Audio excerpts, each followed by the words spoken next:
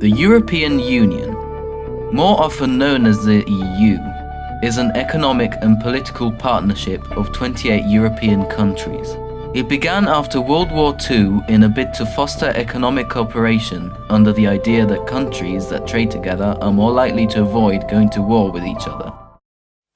In the present day, Britain is one of the EU's biggest and richest economies. Currently, the prospect of a British exit from the European Union is well likely to happen. Have you heard about Brexit?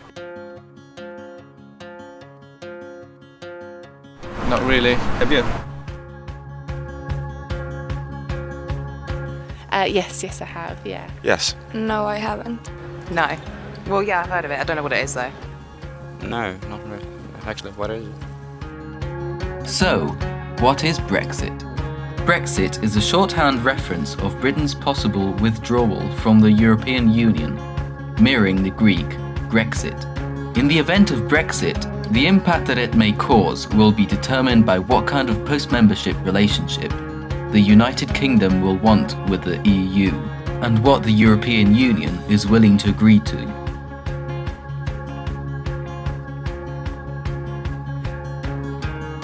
I don't know yet, I haven't made up my mind. No.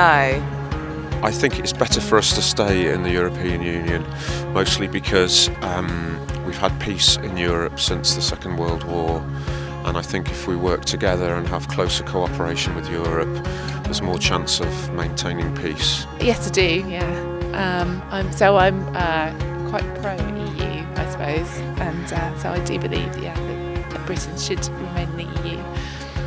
And my views are out. And that's all I need to say. Thank you very much. I believe that the UK should stay in the European Union personally, because by staying in the European Union it boosts the economy and it also gives us rights that we wouldn't otherwise have if we weren't in the European Union.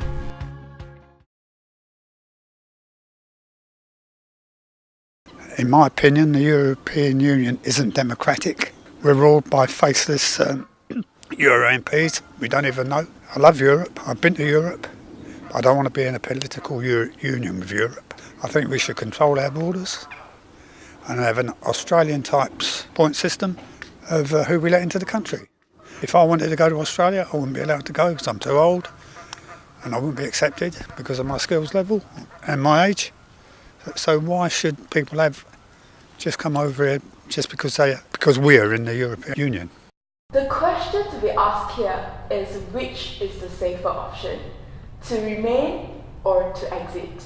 I think it will have major implications, and I think there are more drawbacks than benefits of actually leaving the European Union, so I don't think so.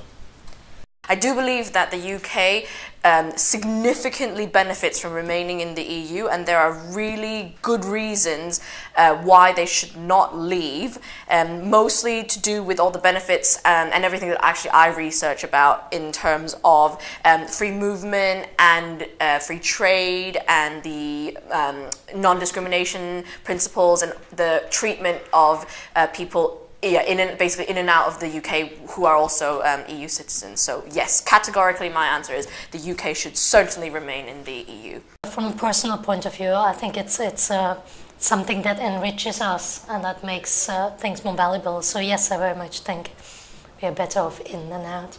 I would say this, that we've never been faced with a situation like this where we have signed a treaty as large as this and for which we might retreat from it, and we're not 100% sure what the fallout of that's going to be.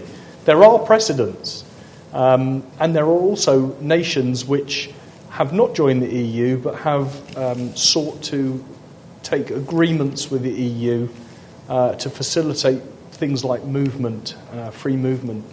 Nations like Switzerland, for instance, are not part of the EU, but they have certain Schengen visa waivers and various other concessions and things that facilitate people who live in Switzerland to be able to live within the EU geographical area, but not within the trade area. That being said, the way that the referendum is pitched is that we don't have any indication from our leaders, from our government, as to what the replacement agreements are going to be. So it's very difficult to say at this point whether I'm in favour of it or not, unless I know with some degree of certainty what the replacement is going to be in terms of our relationship with the current Eurozone. Well, as a European citizen and as a researcher as well, an academic, I very much believe that Britain is better off being in the part of the European Union, because there are so many benefits, particularly when it comes to research, when it comes to academic exchange, to free travel, and the way we kind of can get students and all kinds of other people engaged. And all this is very important for the way we kind of operate, we do our jobs as, academics. I think one of the major effects will be in terms of migration, because now all the migrants, myself for example, being Spanish, being in the UK without a visa, all the European migrants that are in the UK will now need visa, and it will have a huge effect on the people that are both coming into and out of the UK. And secondly, I think if they leave the European Union, they'll be forced to abandon the free trade barriers they have with other European countries, which will have an impact on their GDP and have economic consequences for everybody. Some argue that Britain's departure from the European Union would free up British businesses to trade successfully with the rest of the world. Others say Brexit will jeopardise British trade with a major commercial partner and make the country less attractive for foreign investment. Many of these consequences depend on Britain's relationship with the EU after Brexit. Britain could become like Switzerland, who is associated with the European Union. Or it could become like Norway and Iceland, inside the internal market, but lacking the power to change the rules of that market. Sovereignty is the issue here in this EU referendum. It's whether we have the authorisation and the power to make decisions which affect our own people.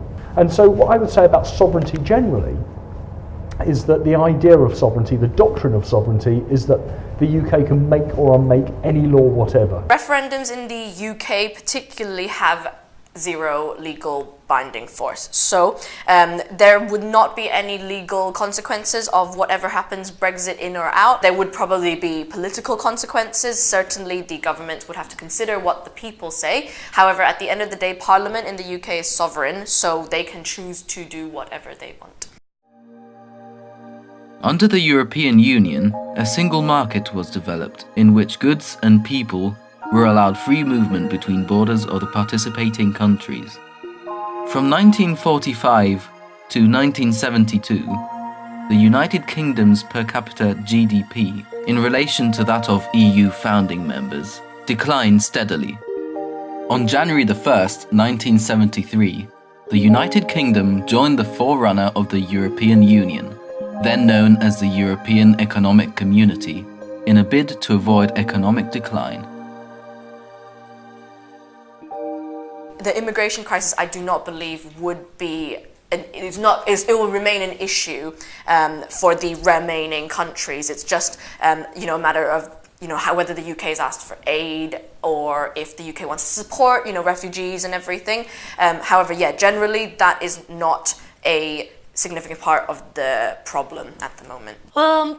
What will happen is purely speculative at the moment, so no one really knows, which is kind of part of the problem. So I don't think there will suddenly be a mass exodus and everybody will be asked to leave. I don't think that's feasible. I don't think that's anticipated from either side. But it will, of course, have practical implications for both people, European citizens that live in Britain, but also we mustn't forget that there are quite a lot of Brits living abroad as well, in Spain and France or in other European countries, for whom that might also become problematic if they're living in a different country, and it has implications on where to draw their pensions or how to buy houses and so on. So the immigration crisis is a problem because when we originally signed in 72, we didn't have the societal issues around the world that we have now, and the area wasn't quite so big. Now what we have to try to do is to curtail those problems if we are to stay in, to ensure that the way of life that we enjoy and our economic realities are not compromised simply by virtue of belonging to the EU. At present, British citizens can easily move to another EU country. and citizens of EU countries are equally free to move to the UK. According to the April-June 2014 Labour Force survey, there are currently 1.73 million EU nationals living in the UK, that of which 79% of whom are in employment. The current migration arrangements are certainly unpopular, with opinion polls consistently showing that roughly 75% of the British public favours reducing migration from current levels. Should Brexit take place, the worst-case scenario would witness UK citizens having to work around more restrictive rules. While the British government could potentially negotiate trade pacts, half of the UK trade is within the EU. It is likely that a bruised EU would put up some resistance. Proponents of Brexit argue that with sovereignty restored, the UK will ultimately be able to make its own choices about what deals it signs up to. David Cameron has been negotiated with the rest of the European Parliament, Donald Tusk, about what workers, this cap, right? The cap on migrant benefits. So, in a legal sense, the EU's one of the fundamental principles of the EU, fundamental freedoms it's known as, is the free movement of workers in order to, facilitate migrants moving overseas, having a better life, being treated equally in another country.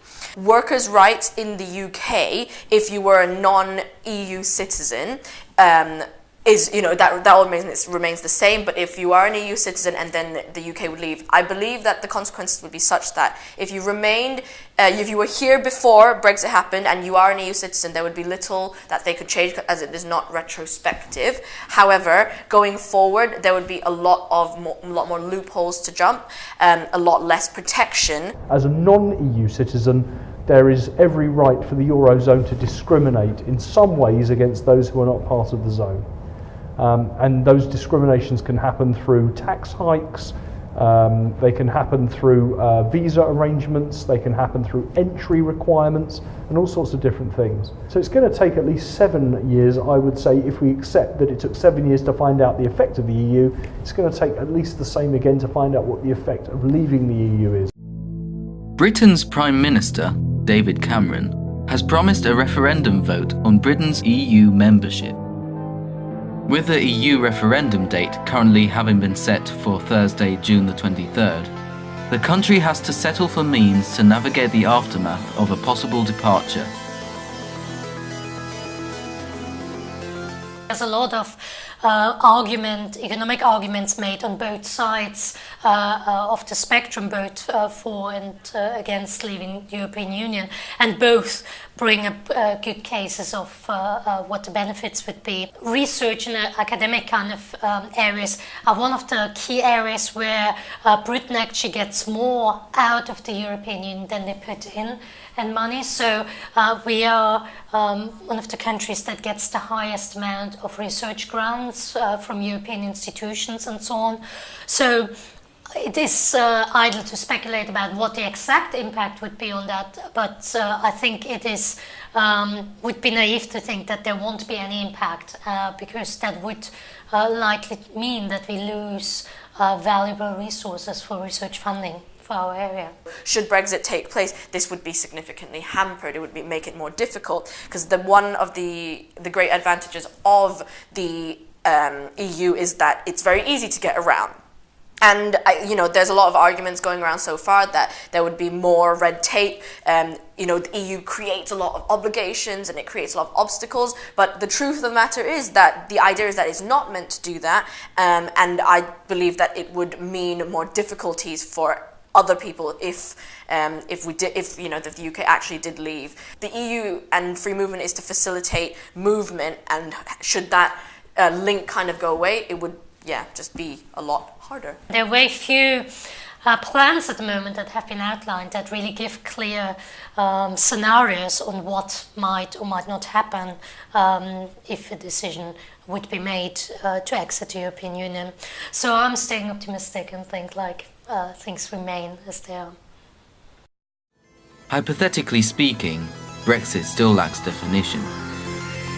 The future, of course, remains to be seen, and the onus lies on the British voter to make the final decision.